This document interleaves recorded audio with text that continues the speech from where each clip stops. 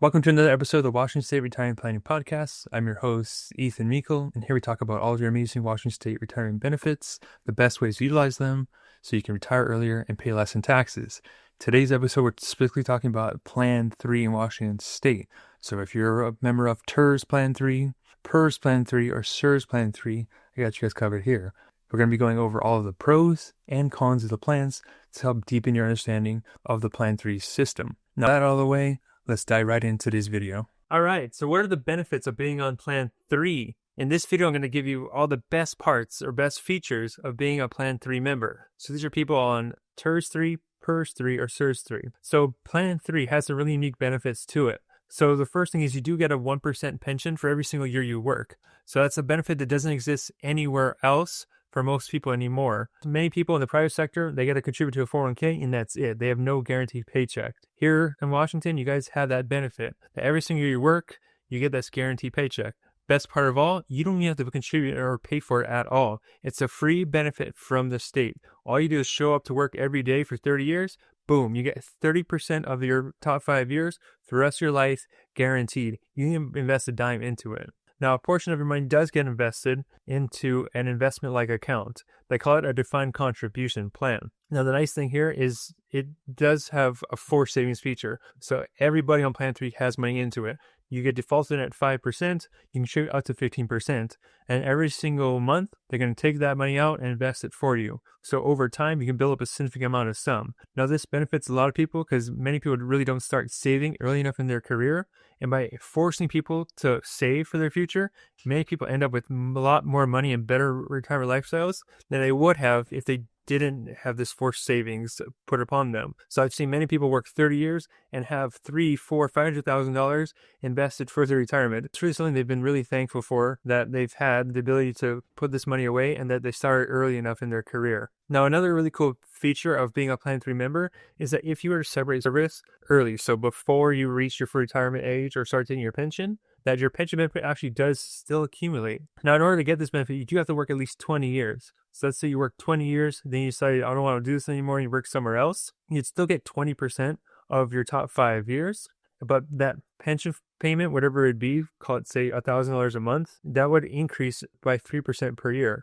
So if you did left at, say, age 55, at age 56, the benefit would go up by 3%, and so on and so forth. So by the time you got to age 65 and you got your full benefit, you actually would have more than that $1,000 payment. So it's just one of those cool little things that are built into Plan 3, is that your pension payments still increase even though you separate service early. One other nice feature of being a Plan 3 member is you do have the ability to purchase the TAP annuity from Washington State with your Plan 3 money. That's right, you can actually take the lump sum of money that you had and convert it into annuity with the state. That way you'd get a guaranteed lifetime payment in addition to the 1% you've already accrued on the side. So if you're someone that doesn't like having a lot of risk in the marketplace and really wants another steady income stream in retirement, that's one way to do it, is just go ahead and use an annuity. So you take this money and buy one for a private company, or you can use the state's TAP annuity. Just so the option is yours. And because you have this lump sum of money that you saved up for, you've earned the ability to do this. So here are the top 3 negative things that I always hear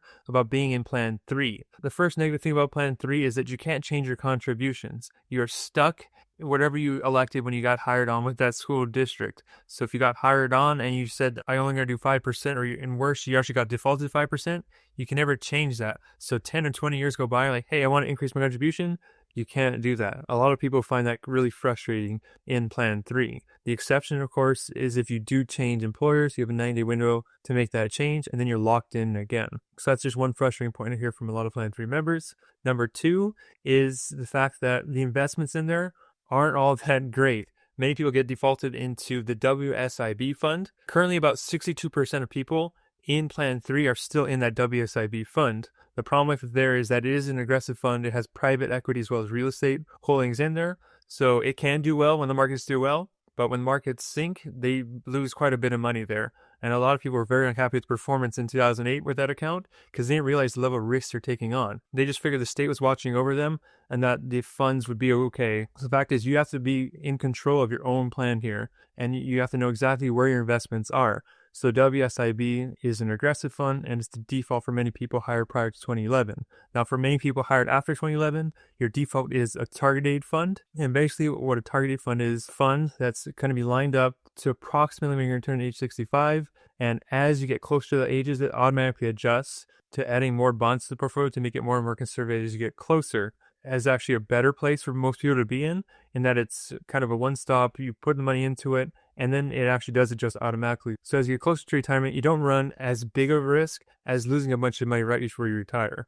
Not to say that you still can't. Many of these target funds actually have more risk than people realize. So the part of Plan 3 is being self-directed, and that's where those target date funds are in. But they also have 7 other investment options available for you. And basically they range from cash to emerging markets. They have large cap, one blended fund, small caps, an international fund. So there's not a whole lot of selection there. So it's kind of hard to build a proper portfolio.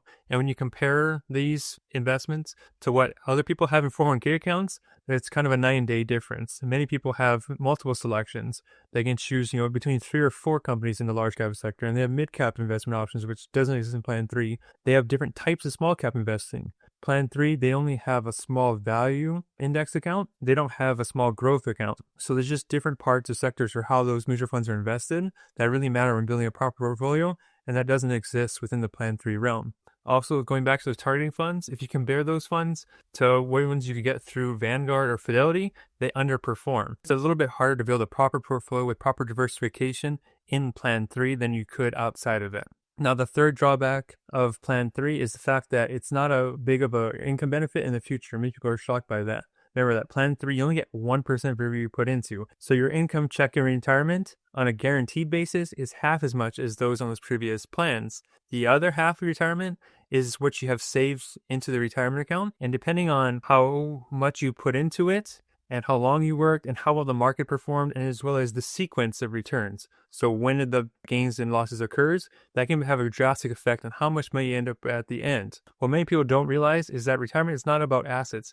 It doesn't matter if you have $300 or $500 or $800,000 in Plan 3, because it's all money. And if you end of the day, if you need income, you have to be able to maintain that portfolio throughout your retirement to generate the income that you need. Because that money is with the stock market, there is volatility. There are going to be gains and losses past the point of you retiring. So you still have to deal with the stress of the stock market and how that's going to affect your income in the future.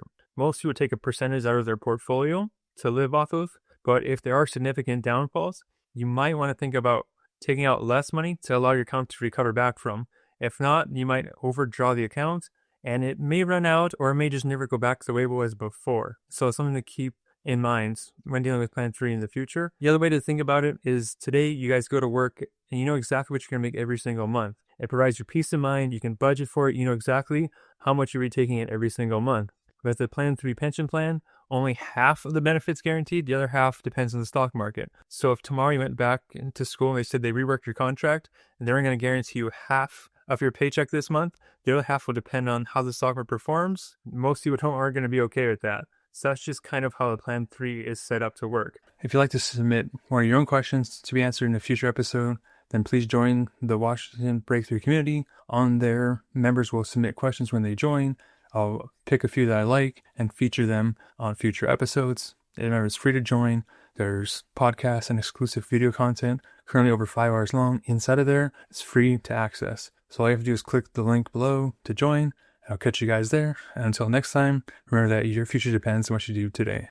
All right, before I sign off, just a real quick legal disclosure that we're required to say as licensed fiduciary advisors. So remember that this is a podcast. It is designed for educational and entertainment purposes only. I don't know you personally, therefore I cannot give you any personal advice. So please don't take anything that we say on the show as being personal, financial, legal, or tax advice. If you want that kind of stuff, make sure you seek out a professional so they can help you with the strategies and investments that are right for you. Also, please remember that despite the name of our show, we are in no way associated with Washington State or the Department of Guidance Systems or any other Washington employer. We're a private-owned firm that specializes in working with Washington State employees, which is why we know so much about this stuff. So remember, we don't work for the state in any way, shape, or form. So please don't confuse us as being an official representative of the state. All right, that's it for the legal stuff. I'll catch you guys all next time.